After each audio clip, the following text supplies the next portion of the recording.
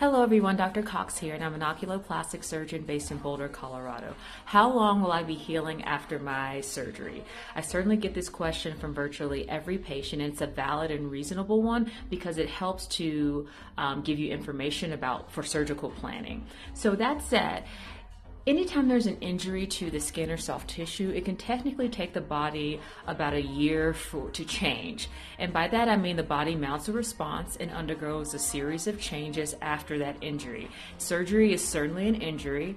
In this case, we're talking about upper and lower blepharoplasty with or without skin rejuvenation.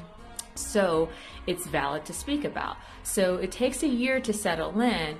But most patients freak out at that, and what I realize that they're really asking about is, how long can I be seen in public? And that's a subjective thing. Everyone feels comfortable at different stages.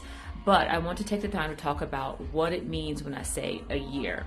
So here's a case here. We have a patient. She is 60 years old and she underwent an upper and lower blepharoplasty with skin rejuvenation and cheek volume replenishment. So these are the changes that she underwent for about a year. You can see in the first week, that's what people mean when they say, how long will I be healing?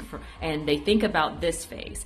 This is the inflammatory phase, or the body's initial response to the injury, hence the bruising, swelling, etc. The body's concern is making sure there's no true threat, warding off infection. So that's why it mounts this initial response.